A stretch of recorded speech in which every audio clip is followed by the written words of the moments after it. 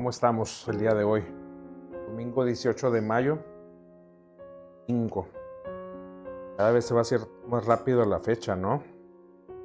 Cada los días son más rápidos. Bueno, hermanos, vamos a empezar nuestra escuela dominical. Vamos a empezar con una oración. Pastora, me gustaría que orara el día de hoy.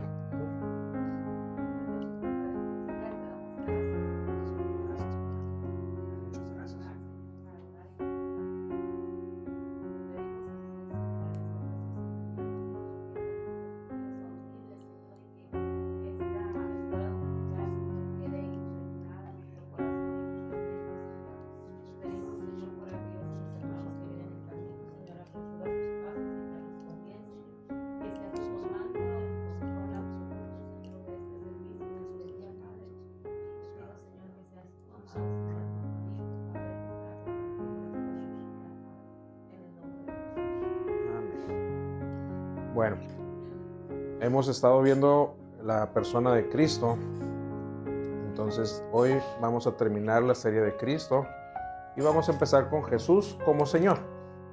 Amén. Jesús es Señor porque es nuestro Salvador. Al salvarnos, también obtiene dominio moral sobre nuestras vidas. Nadie puede decir que ha sido verdaderamente salvo si no se han rendido al señorío de Cristo. ¿Estamos de acuerdo? Amén. ¿Podemos leer Hechos 2:36? Por favor. Dice que nadie puede decir que ha sido verdaderamente salvo si no se ha rendido al señorío de Cristo. Vamos a verlo en Hechos 2:36.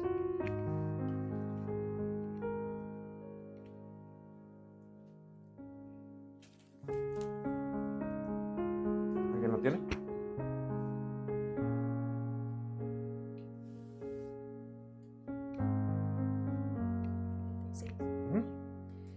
Sepa pues ciertamente toda la casa de Israel que a este Jesús a quien vosotros crucificasteis, Dios le ha hecho Señor y Cristo.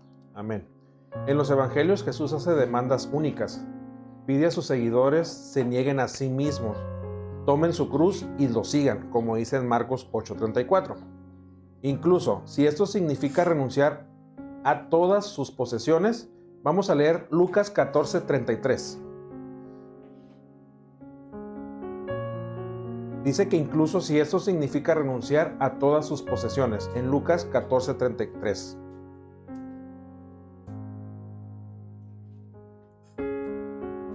Amén. Así pues, cualquiera de vosotros que no renuncia a todo lo que posee, no puede ser mi discípulo. Amén. Se refería no literalmente a las riquezas, sino a lo espiritual, a lo que tenemos que dejarlo para poder ser seguidores de Cristo. Amén. Como le dijo al joven rico, Lucas 18:22.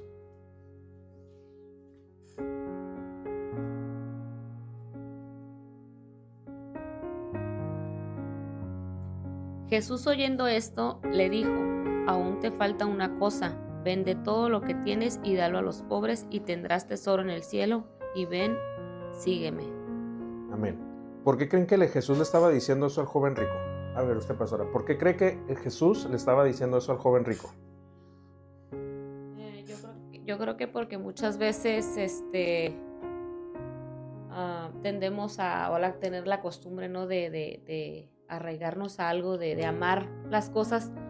Por ejemplo, cuando dicen, no es bueno que como cristianos y no cristianos somos muy dados a atesorar cosas, a atesorar, no lo quiero tirar porque me lo regaló mi mamá. Exacto. No lo quiero, o de algún lugar, puede ser que también hasta de una iglesia, ¿no? Exacto. Que sea ahora sí que el Espíritu Santo moviéndote, pero como ser humano decimos, no, es que yo aquí crecí, es que yo aquí nací desde chiquita y no quiero moverme de aquí porque es mi casa, es donde yo crecí, etcétera, etcétera. Sí, la palabra esa es atesoramos. Entonces Jesús le hablaba al joven rico porque su tesoro era la riqueza. No porque quisiera que quitara toda la riqueza que él tenía, sino que su tesoro y todo el problema del joven rico era sus riquezas. Entonces era lo que le estaba diciendo, desalójate de eso para poder volver a nacer de nuevo. Amén. El llamado al discipulado es radical. No se puede mirar atrás ni anteponer a la familia a los deberes sociales. Vamos a estar leyendo como cada domingo mucha Biblia. Lucas 9:59 al 62, por favor.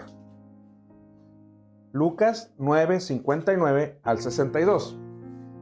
Volvemos a repetir, el llamado al discipulado es radical. No se puede mirar atrás ni anteponer a la familia a los deberes sociales. Y dijo a otro, sígueme. Él le dijo, Señor, déjame que primero vaya y entierre a mi padre. Jesús le dijo, deja que los muertos entierren a sus muertos, y tú ve y anuncia el reino de Dios. Entonces también dijo otro, te seguiré, Señor, pero déjame que me despida primero de los que están en mi casa. Y Jesús le dijo, ninguno que poniendo su mano en el arado mira hacia atrás es apto para el reino de Dios. Amén. Jesús les estaba diciendo que busca primero mi reino, el reino de Dios, y después lo demás lo podrás hacer. Pero primero tenemos que poner a Jesús al principio y después los deberes familiares, materiales y todo lo demás. Amén. Su verdadera familia son quienes hacen la voluntad de Dios. Además, Jesús enseña que es necesario convertirse y hacerse como niños, como en Mateo 18:3, y que solo en Él se encuentra descanso y enseñanza verdadero. Mateo 11:29. Quien escucha y obedece sus enseñanzas construye sobre roca firme, mientras el que no lo hace edifica sobre la arena. Vamos a leer Mateo 7:24-27. Dice, quien escucha y obedece sus enseñanzas construye sobre roca firme, mientras que el que no lo hace edifica sobre la arena. En Mateo 7:24 al 27.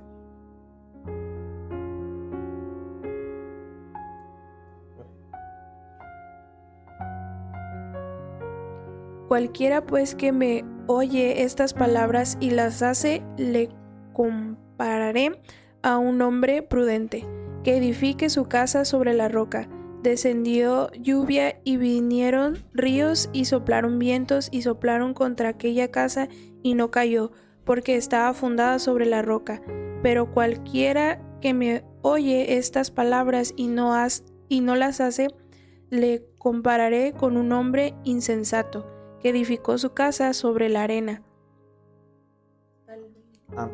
Hasta el 27. Y descendió lluvia y vinieron ríos y soplaron vientos y dieron con ímpetu contra aquella casa y cayó y fue grande su ruina. Amén. Está bien clarito, ¿no? Está muy claro de que Jesús nos manda a edificar sobre la roca, que la roca es Él sobre todo, pero que no edifiquemos sobre la... Vaya, un ejemplo bien sencillo. A veces nosotros como cristianos fundamos nuestra fe en el hombre. Prácticamente estamos fundando nuestra fe sobre la arena. ¿Y qué pasa? El hombre falla y nos desanimamos y nos caemos totalmente. Nos destruimos. ¿Por qué? Porque estamos poniendo nuestra mirada en el hombre. Y estamos edificando sobre la arena. Pasa una tormenta, una mala interpretación, un mal comentario o algo, porque el hombre es humano y fallamos, entonces todo se cae. Pero si cimentamos nuestra fe en la roca que es Cristo Jesús, jamás, por más pruebas y más tormentas que vengan a nuestra vida, no va a pasar absolutamente nada, porque estamos agarrados de la roca y no va a pasar nada. Amén. Jesús afirma conocer al Padre como nadie y ser el único mediador de ese conocimiento. Vayamos a Mateo 11:27. Volvemos a lo mismo, nos volvemos a explicar que Jesús es el único mediador de ese conocimiento. Mateo 11:27. Todas las cosas me fueron entregadas por mi Padre, y nadie conoce al Hijo sino el Padre, ni al Padre conoce alguno sino el Hijo y aquel a quien el Hijo lo quiera revelar. Amén. También se presenta como juez del mundo. Su evangelio será predicado en todo lugar, como dice en Mateo 26:13. Y él volverá en gloria para juzgar a las naciones, en Mateo 25:31. Estas afirmaciones serían absurdas si no fuera más que un hombre. Jesús demanda ser amado y seguido por encima de la familia, bienes o la vida misma. Esto es a veces, como humanos, es difícil de entender, porque Jesús nos pide que primero sea Él y después la familia. O sea, que primero hagamos las cosas del reino, volvemos a lo mismo, y después lo demás vendrá por añadidura. Él mismo nos pondrá el tiempo para compartir con nuestra familia, nuestros trabajos, todo nos dará el tiempo para que nosotros podamos hacer lo que tengamos que hacer en el mundo. Pero cuando tenemos que hacer las cosas del Padre, tenemos que hacerlas primeramente que anteponer las cosas de los demás. Amén. Después de su ascensión, los discípulos lo reconocen como el Cristo exaltado. Esteban ora a Él como Dios mismo. Vamos a ver ese personaje de Esteban, ese discípulo me encantaba porque era un hombre que predicó muy poquito, solamente una vez, y fue muerto en ese momento, pero miró la gloria de Dios y exaltó a Dios como nadie lo había hecho. Amén. Vamos a leerlo. Hechos 7:60. Es una oración impactante lo que él hace en ese momento. Hechos 7:60. Y puesto de rodillas, clamó a gran voz: Señor, no le tomes en cuenta este pecado. Y habiendo dicho esto, durmió. Amén. Él prácticamente hizo la oración que Jesús hizo en la cruz.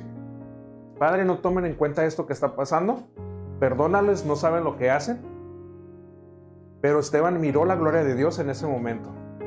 Y abrió sus ojos al cielo, miró la gloria de Dios y durmió, o sea, cayó muerto. Amén. En el Evangelio de Juan se declara que todo juicio ha sido entregado a Él. En Juan 5:22, que es la resurrección y la vida, como en Juan 11:25. Y que la fe en Él da vida eterna, en Juan 3:36. Todos deben honrarlo como al Padre, en Juan 5:23. Pablo lo llama el único Señor verdadero, como en 1 Corintios 12:5. Es exaltado por su resurrección, lo vemos en Romano 1:4, y cabeza de una nueva humanidad espiritual en 1 Corintios 15:45 al 49. ¿Me pueden buscar esa cita, por favor? Primero, 1 Corintios 15:45 al 49. Dice, y cabeza de una nueva humanidad espiritual. 1 Corintios 15:45 al 49.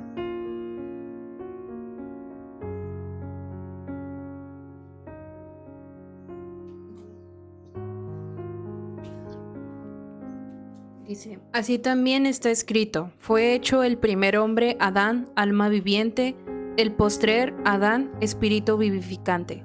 Mas lo espiritual no es primero, sino lo animal, luego lo espiritual. El primer hombre es de la tierra terrenal, el segundo hombre, que es el Señor, es del cielo. Cual el terrenal, tales también los terrenales, y cual el celestial, tales también los celestiales. Y así hemos traído la imagen del terrenal, traeremos también la imagen del celestial. Amén. Dios le dio un nombre sobre todo nombre, y llegará el día en que toda rodilla se doble ante Él y toda lengua confiese que Jesucristo es el Señor. Amén. El Apocalipsis refuerza su gloria y Juan cae a sus pies como muerto, dice en Apocalipsis 1. Vamos a leer Apocalipsis 1.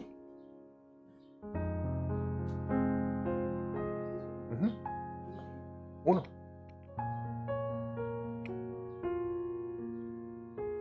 La revelación de Jesucristo que Dios le dio para manifestar a sus siervos las cosas que deben suceder pronto, y la declaró enviándola por medio de su ángel a su siervo Juan. Y se le reconoce como el Rey de Reyes y Señor de señores. Apocalipsis 19:16. A diferencia de los ángeles, Cristo sí recibe adoración.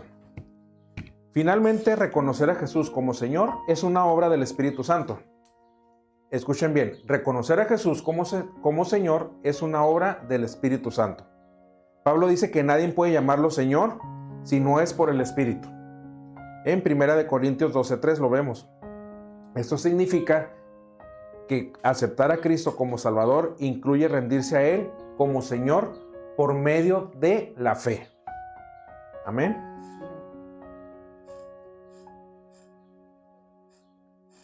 ¿Preguntas? Salud.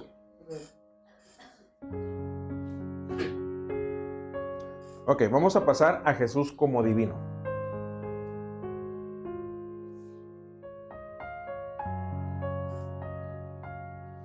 Desde los tiempos del Nuevo Testamento, el pueblo cristiano ha adorado y rendido reverencia a Cristo Jesús como divino.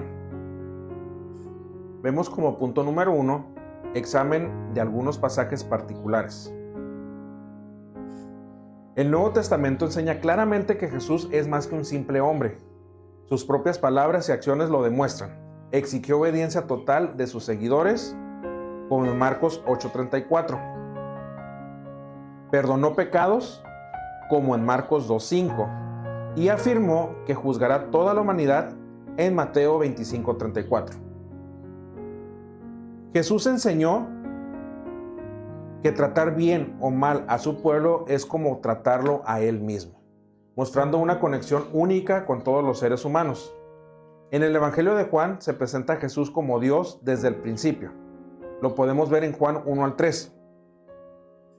Vamos a leer Juan 1-3.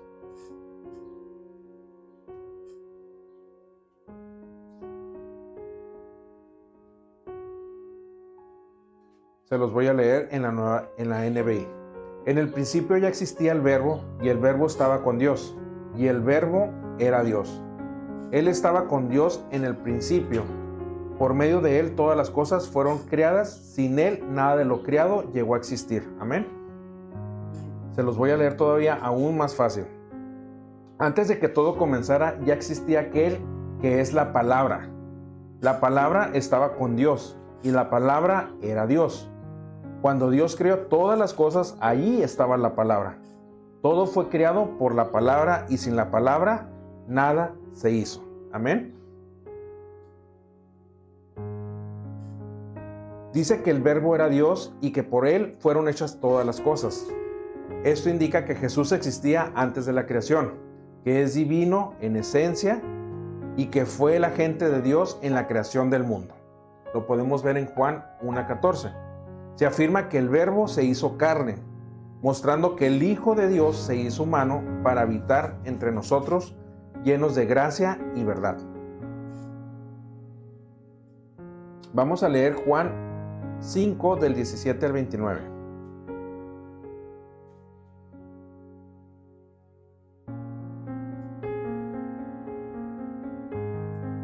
Juan 5 del 17 al 19. Dice, pero Jesús les dijo, mi Padre nunca deja de trabajar, ni yo tampoco. Los jefes judíos se molestaron tanto que tuvieron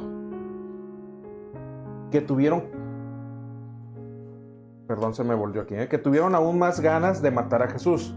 No lo querían porque además de sanar a los enfermos en día sábado, decían que Dios era su Padre y que por eso era igual a Dios. Jesús les dijo, les aseguro que yo, el Hijo de Dios, no puedo hacer nada por mi propia cuenta. Solo hago lo que veo que hace Dios, mi Padre. Él me ama y me muestra todo lo que hace y me mostrará cosas aún más grandes, que a ustedes los dejarán asombrados. Porque así como mi Padre hace que los muertos vuelvan a vivir, así también yo les doy vida a quien quiero. Y mi Padre no juzga a nadie. Es a mí que soy su Hijo a quien le ha dado ese poder, para que todos honren como lo honra a Él. Cuando alguien no me honra a mi Padre, a mí tampoco honra a mi Padre, que me envió. Les aseguro que todo el que preste atención a lo que digo y crea en Dios, que fue quien me envió, tendrá vida eterna. Aunque éste haya vivido alejado de Dios, ya no será condenado, pues hará recibido una vida eterna. Una cosa es cierta, ahora es cuando los que viven alejados de Dios me oirán a mí, que soy su Hijo. Si me obedecen, tendrán la vida eterna, porque Dios mi Padre tiene el poder para dar la vida y a mí me ha dado ese poder. También me ha dado autoridad para juzgar, pues yo soy el Hijo del Hombre. Jesús dice que obra como el Padre, que tiene poder para dar vida y que todo juicio ha sido entregado a Él. Además exige ser honrado igual que al Padre. En Jesús dice, antes que Abraham fuese, yo soy. Los que provocó que los judíos quisieran apedrearlo por considerarlo blasfemia, ya que usó el nombre de Dios revelado en Éxodo 3:14 y en Juan 20:28. Tomás llama a Jesús Señor mío y Dios mío. Y Jesús acepta ese título sin corregirlo. Pablo también enseña la divinidad de Jesús en Romanos 9:5. Lo llama Dios bendito por siempre. Afirma que Jesús fue declarado Hijo de Dios con poder por su resurrección. Lo podemos ver en Filipenses 2:5-11. Pablo explica que Jesús existía en forma de Dios, se humilló tomando forma humana y fue exaltado por Dios, de modo que toda rodilla se doble ante Él. Podemos ver en Colosenses 1:15-17, lo llama la imagen del Dios invisible. Vamos a leer esa cita, Colosenses 1:15-17.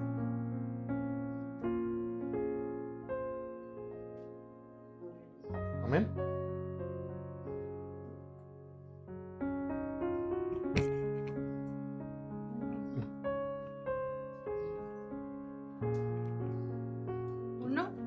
Sí. 1:15-17. 15-17. Él es la imagen del Dios invisible, el primogénito de toda creación, porque en Él fueron creadas todas las cosas, las que hay en los cielos y las que hay en la tierra, visibles e invisibles, sean tronos, sean dominios, sean principados, sean potestades, todo fue creado por medio de Él y para Él.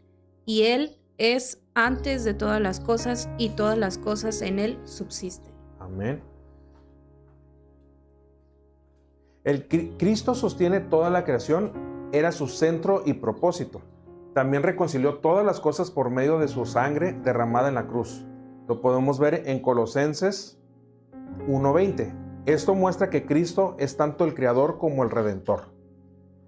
En Hebreos 1 y Apocalipsis también presentan a Cristo como Dios exaltado, digno de adoración. Jesús existía antes de venir al mundo, como lo muestra en Juan 1, ya lo podemos haber visto anteriormente, en Juan 8:58 y en Filipenses 2:6.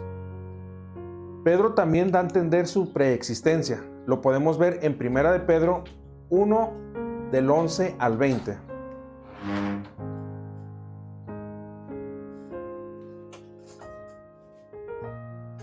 Buenos días. Vamos a leer 1 de Pedro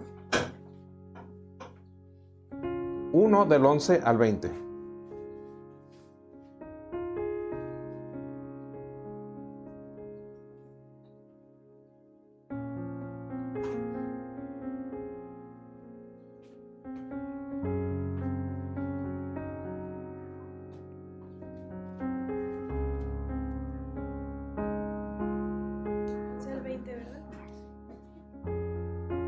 Dice, escudriñando qué persona y qué tiempo indica el Espíritu de Cristo que está en ellos, el cual anunciaba de antemano los sufrimientos de Cristo y las glorias que vendrán tras ellos. A estos se les reveló que no para sí mismos, sino para nosotros administraban las cosas que ahora os son anunciadas por los que os han predicado el Evangelio por el Espíritu Santo, enviando del cielo cosas en las cuales anhelaban mirar los ángeles.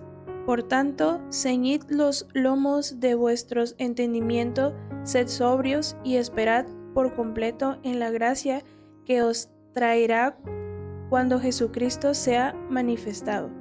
Como hijos obedientes, no os conforméis con los deseos que antes tenéis estando en vuestra ignorancia, sino como aquel que os llamó es santo, sed también vosotros santos en toda vuestra manera de vivir, porque escrito está, sed santos, porque yo soy santo.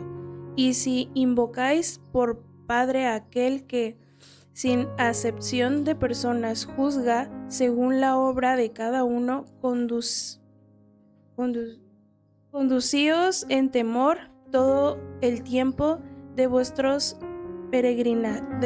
peregrinación, sabiendo que fuisteis rescatados de vuestra vana manera de vivir, la cual recibéis de vuestros padres, no con cosas corruptibles como oro o plata, sino con la sangre preciosa de Cristo, como de un cordero sin mancha y sin contaminación, ya destinado desde antes de la fundación del mundo, pero manifestado en los postreros tiempos por amor de vosotros.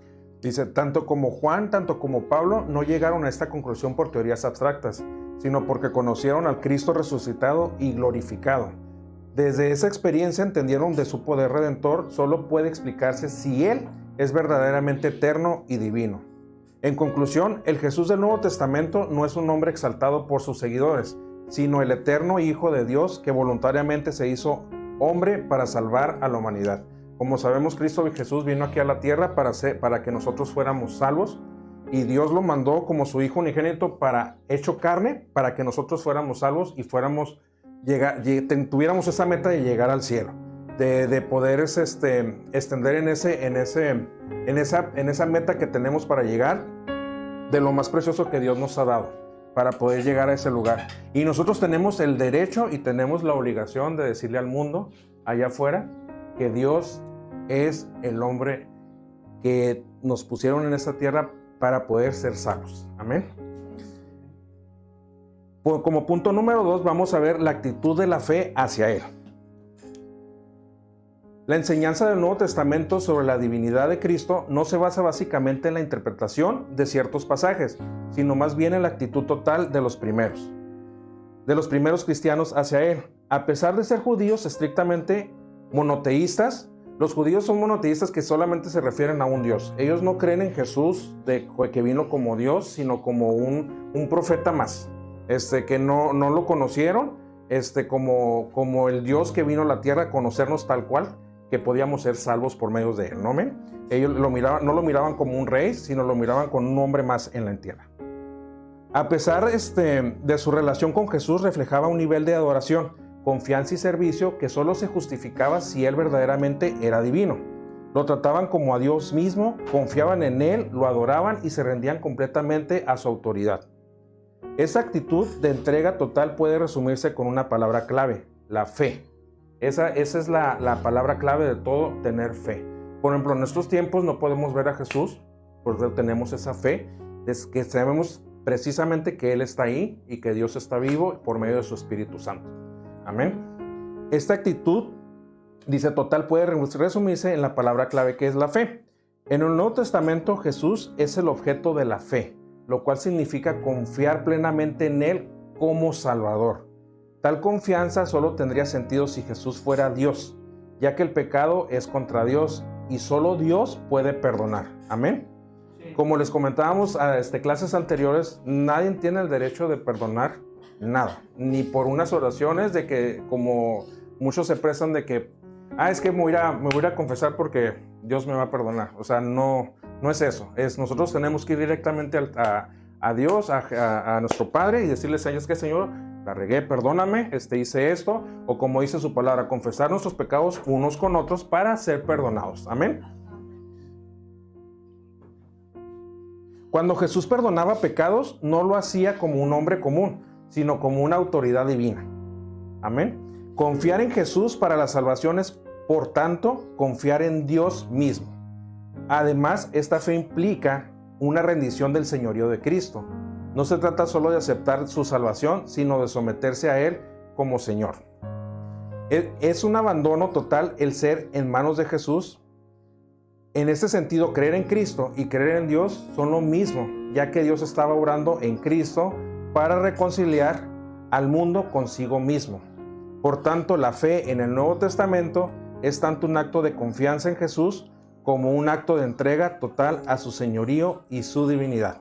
Entonces, que tenemos que tener confianza en Jesús por medio de su Espíritu Santo, porque sabemos que Él nos va a dar toda la eternidad. Amén.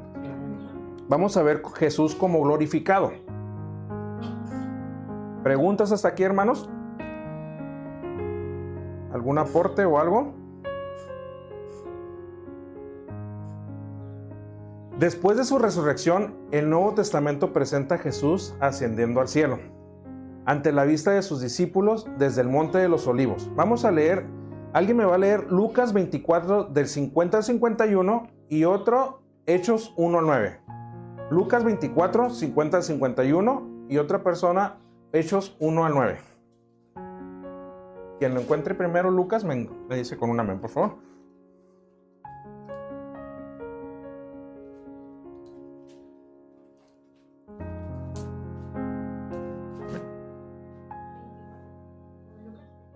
Lucas 24 del 50 al 51.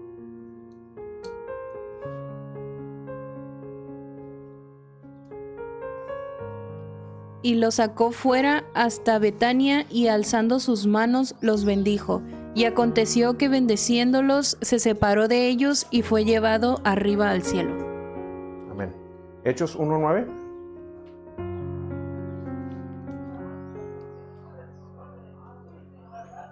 Dice, y habiendo dicho estas cosas, viéndolo, ellos fue alzado y le recibió una nube que le ocultó de sus ojos. Amén. Aunque ya no estaba físicamente con ellos, su presencia siguió siendo real. Ahora de manera espiritual. Vamos a hacer una pausa y un paréntesis. En esos tiempos ellos pudieron ver, después de la resurrección de Cristo, lo pudieron ver glorificado. Ahí estaba. Lo podían ver. Imagínense en esos tiempos que nosotros no podemos verlo, pero podemos sentirlo. Es más fuerte porque tenemos una fe que creemos en lo que Dios está haciendo en nosotros y que podemos verlo palpablemente por medio del Espíritu Santo, por medio de nuestra fe. Amén.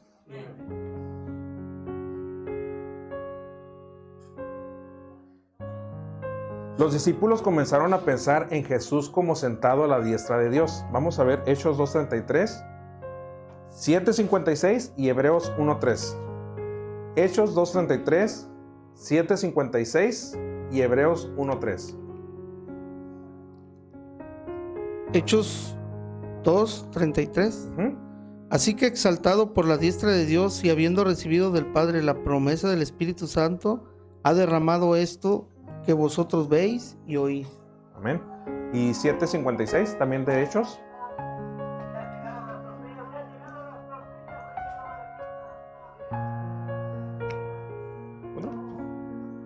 ¿Encontró? Y dijo: He aquí, veo los cielos abiertos, y al Hijo del Hombre que está a la diestra. Amén. Hebreos 1:3.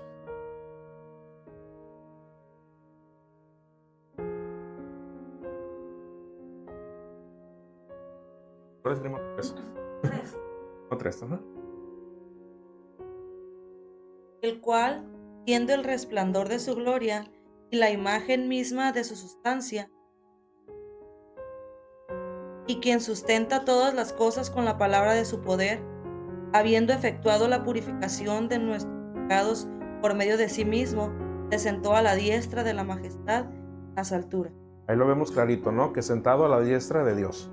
Desde entonces los escritos del Nuevo Testamento se enfocan no tanto en Jesús histórico, sino en el Cristo exaltado y glorificado. Lo podemos ver en Mateo 28:18. Jesús dice: Toda potestad me es dada en el cielo y en la tierra, y promete estar con sus discípulos hasta el fin del mundo. Lo podemos ver en Mateo 28:20. Esto muestra que su autoridad le fue dada tras su resurrección, como resultado de su victoria sobre el pecado y la muerte. Incluso antes, Jesús había dicho que estaría presente desde 2 o 3 que se reunieran en su nombre. Lo podemos ver en Mateo 18:20. Anticipando su presencia espiritual futura, Pedro, en su predicación en el Pentecostés, declara que a este Jesús que vosotros crucificasteis, Dios le ha hecho Señor y Cristo. Hechos 2:36. Vamos a ver Hechos 2:36, por favor.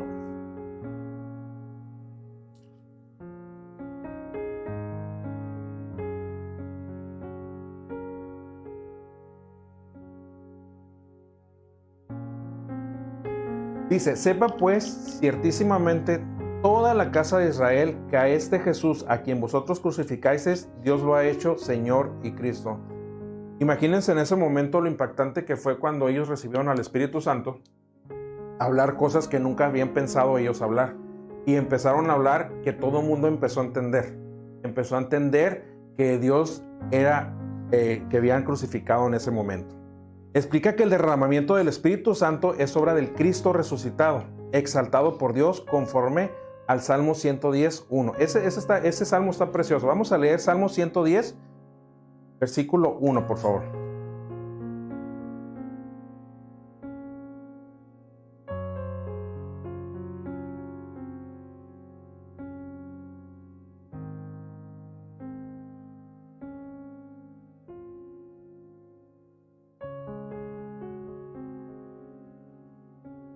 Jehová dijo a mi Señor, siéntate a mi diestra hasta que ponga a tus enemigos por estrado de tus pies. Dice, exaltado Dios conforme. Así el Espíritu Santo es evidencia del poder espiritual que Jesús recibió tras ser exaltado. Lo podemos ver en Hechos, del 1 al 8. Vamos a leer Hechos 1 al 8.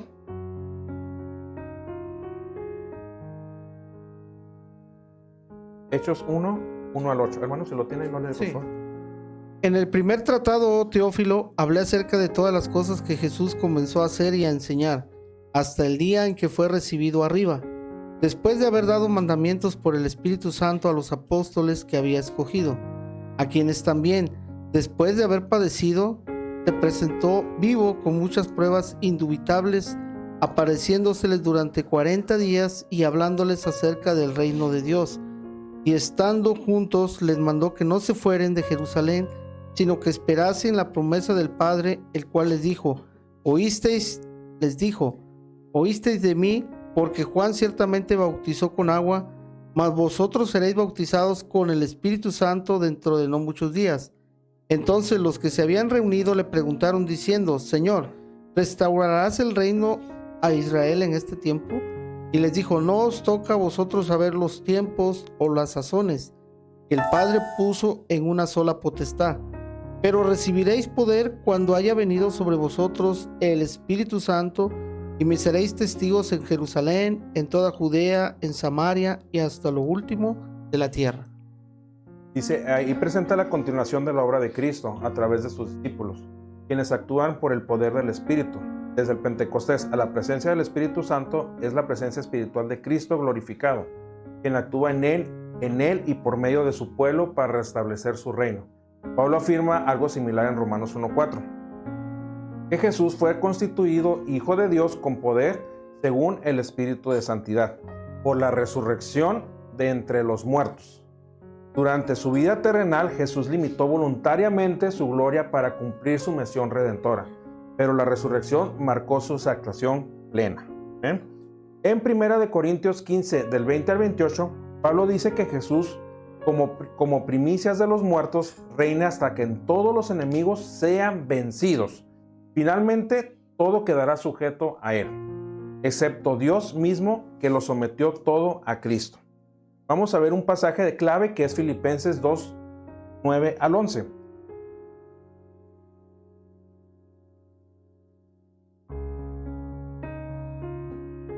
Por lo cual Dios también le exaltó hasta lo sumo y le dio un nombre que es sobre todo nombre, para que en el nombre de Jesús se doble toda rodilla de los que están en los cielos y en la tierra y debajo de la tierra, y toda lengua confiese que Jesucristo es el Señor, para gloria de Dios Padre. Dice, donde se dice que Dios lo exaltó hasta lo sumo y le dio nombre sobre todo nombre. Toda rodilla se doblará ante él y toda lengua confesará que Jesús es el Señor. Para la gloria de Dios Padre, esta exaltación es la recompensa divina por su humillación y obediencia hasta la muerte. En Apocalipsis 1, del 10 al 20, podemos ver que Juan ve al Cristo glorificado, majestuoso, con poder, rostro brillante como el sol y voz como estruendo de muchas aguas. Ya no es el siervo sufriente, sino el Señor victorioso que camina entre sus iglesias, listo para la batalla espiritual contra el pecado y la oscuridad. Amén. El Nuevo Testamento, y especialmente en Hebreos, subrayas que Jesús regresó a la gloria que tenía con el Padre antes de la creación. Vamos a ver Juan 17:5.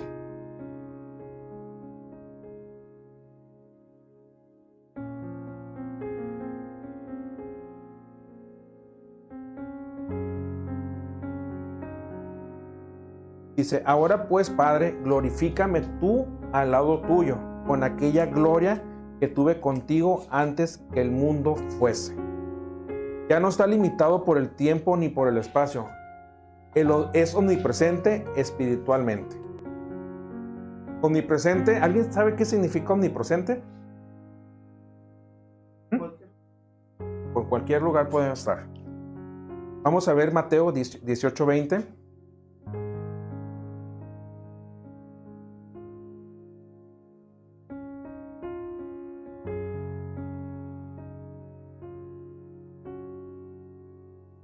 Entonces, porque donde están 2 o 3 congregados en mi nombre, allí estoy yo en medio de ellos. Dice, y su poder se manifiesta cada vez que una persona es transformada por su gracia. Así que Jesús no solo es recordado como figura histórica, sino adorado como el Señor vivo, que sigue actuando por medio de su Espíritu Santo en el mundo de hoy.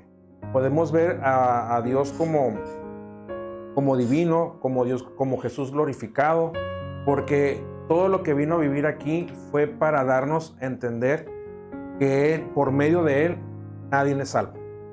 Por medio de Él todos somos salvos y que nadie fuera de Él no somos salvos. Él es el único mediador con nuestro Padre para poder nosotros ser salvos y perdonados. Amén. O sea que Jesús es glorificado hasta los fines del mundo. Amén. Ok, ¿alguien que quiera explicar algo, aportar algo?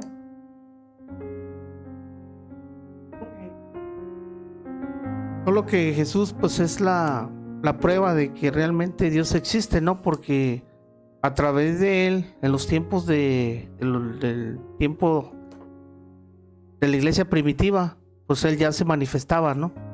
Quizás los judíos, como dices, no entendían porque Él lo veían como un profeta más, como un hombre más. Uh-huh. Pero de ahí entra lo divino, ¿no? ¿Por qué? Porque cuando Él muere y resucita, pues Él ya, desde ese momento ya es un Cristo glorificado, Cristo poderoso, que ya demostró que venció la muerte y pues que por ende les está enseñando a sus discípulos que realmente lo que ellos no entendían en cierto momento, ahí lo tienen que empezar a entender. Y luego viene lo del Espíritu Santo, el derramamiento y todo, pues son señales más para ellos en esos tiempos, ¿no? Fue bien complicado entender para los discípulos cuando Jesús murió y resucitó. Fue muy complicado para ellos, porque aún a pesar de que ellos caminaron, vivieron con Él, anduvieron con Él, los milagros y todo lo que estaba pasando en Él, no lo podían entender hasta que llegó el día del Pentecostés, cuando llegó el Espíritu Santo, que les dijo, es necesario que yo parta para que venga el Consolador con ustedes, para que puedan entender aún más todo lo que estaba sucediendo. Ya hubo un lapso de cuando Jesús fue resucitado y fue ascendido, un lapso que los discípulos caminaron y se empezaron a desesperar. Y empezaron a correr por todos lados y empezaron a regresar a sus trabajos y empezaron a hacer... No se esperaron donde Jesús les había dicho que esperaran, porque no lo entendían y estaban desesperados como humanos. Nos puede llegar a pasar nosotros como cristianos. Nos puede llegar a pasar el desespero, pero ahora la ventaja que tenemos nosotros es que tenemos al Espíritu Santo que vive en nosotros. Amén. Y que tenemos esa certeza de que estamos completamente salvos y libres de toda inmundicia y de toda maldad. Y que hemos estado aquí esperando la meta, el fin. Amén. Hasta aquí, ¿alguien más tiene algún aporte o algo que quiera comentar o una pregunta? Yo voy a decir, Santi, ¿qué pasó? Amén. Bueno, es todo. Vamos a terminar nuestra clase del día de hoy.